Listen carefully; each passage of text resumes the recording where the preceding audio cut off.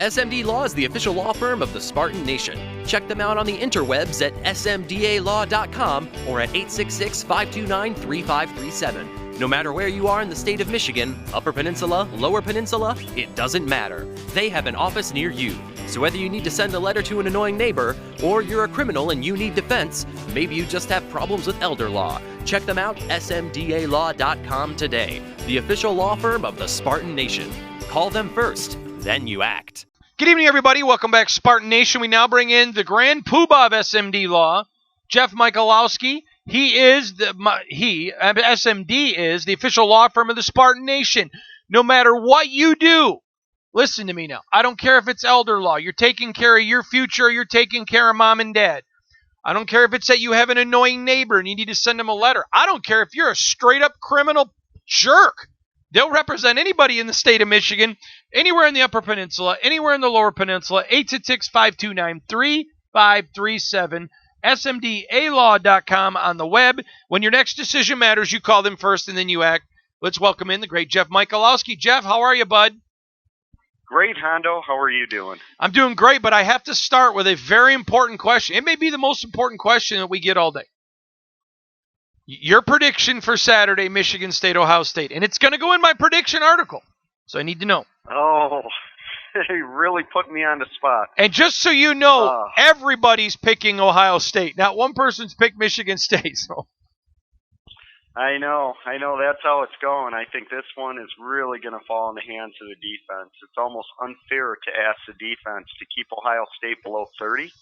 I think that if the defense can keep Ohio State below 30, I'm saying there's a chance, Hondo. My prediction, I'm going to say 45-17, Ohio State. Wow, I will tell you this. You are not the first person. Oh, yeah, you are. You're the first to pick that exact score, but most people have it just like you've got it. All right, Jeff, we got a lot of stuff to get into, and, man, people are really angry. I mean fighting angry about a lot of different stuff. And this is some really, really good, some of the best questions we've ever had. The first one comes to us from Chris. Chris says, Hondo, I have a question. There was a kid at school who threatened to bring a gun to school and commit suicide. One of his friends asked him if he would please use a smaller caliber than the one he suggested because the bigger caliber could ricochet, hit other people, and cause a lot of damage.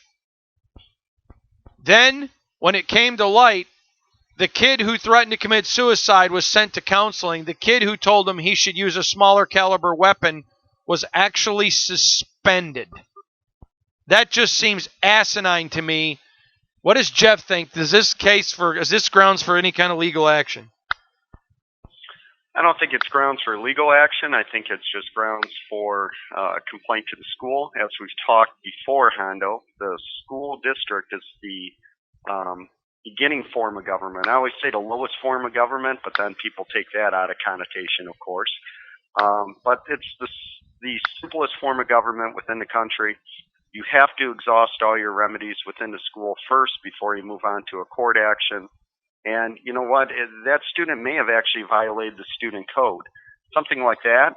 Every high school, every junior high, every elementary school will tell you that there is a student code of conduct, and that code of conduct is read, to every school student at the beginning of the school year. And I have several friends that are retired administrators, and they'll tell you the same thing. And that code of conduct is they're supposed to report acts of violence or threats to an administrator. So that's probably what the school district is hanging their head on, that the student failed to live up to the code of conduct, and therefore he got suspended. All right. But yet a kid who threatened to bring the gun to school and commit suicide, that's a threat, isn't it? It is a threat, but it should have been reported, shouldn't it have? That's my point. Should he have reported himself? Should he be suspended for not reporting himself? Well, that's where you go down another twisted road of... See what you've done to me, Michalowski? Medical help. After years of talking to you, I go down every twisted hole looking for every angle. Yep, I'm just trying to explain why the kid got suspended, that's all. I love it. You totally have me thinking like an attorney now, and it's just horrible. All right. Next. This is one we talked about a few weeks ago. Dear Mr. Carpenter, my son, for his birthday, wanted to have a treat. Him and another boy have the same birthday. My son has a peanut allergy, and I did not think it was fair for this boy not to be able to bring his favorite peanut butter brownies to class. So I simply told the teacher it was no big deal when they were having the party. My son would step out of the class. I don't think it's fair because my son has a peanut allergy that everyone else should be punished. I love peanut butter. I think I'm being punished enough that I can't even have it in my home. I don't think it's fair to punish a bunch of kids or parents. So I have no problem with that. And as a parent with a kid with a peanut allergy, I understand I need to comprehend the needs of the many outweigh the needs of the few. I understand the needs of the many are peanut butter because peanut butter is one of my needs. That said, a few weeks ago on the show, you and Mr. Michalowski talked about non-vaxxers wanting to send their kids to school. As a parent who has a child with a peanut allergy, I'm willing to take my kid out of class so others don't lose out. This seems to me almost criminal that a parent with a no who doesn't want to vax their kids, why should they be allowed to come to school and bring those diseases with them? Would it be legal for us to have separate classrooms for kids whose parents don't want to vax? To me, this seems like a no-brainer. Well, Hondo, I mean, that seems like a great solution, but then we're going to go down a slippery slope. If we allow that to happen for that issue, then you're going to start to single out different groups, different classes. Where does it end? So I think what they do is they just try to enforce it the best they can and keep moving forward. Again, if you have issues with that, go take it up with the principal. After you exhaust the principal remedy, then you go on to the director of secondary education or primary education. Then you go up to the school board and hear it out. And then, and only then, do you try to seek an action in court. All right, the next one comes to us from Carol. Carol says, Dear Mr. Carpenter, I'd appreciate it if you'd ask Mr. Michalowski this question. My husband and I are going through a divorce, and I hate him, but I love his parents. I know that he does not have a good relationship with his parents, and he's trying to tell me that I can't let the kids see his parents. They are his grandparents. I love them. They love their grandchildren. Is this something that he is threatening to use in court that I should be worried about? Well, I don't see how it is relevant right now in that action. Parenting time is between the parents, nobody else. Michigan did have a statute that paved the way for grandparenting time under extreme circumstances.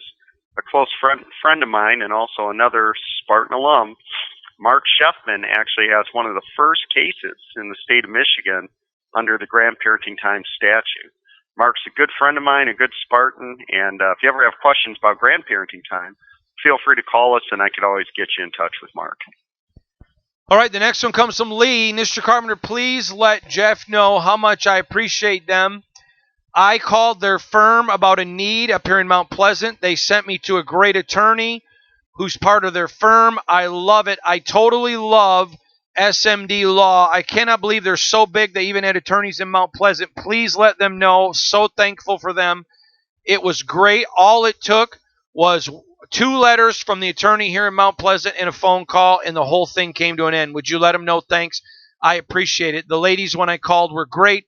The lady who called me back and referred me to their affiliate firm in Mount Pleasant was great. It was wonderful. They are the best. That's from Lee.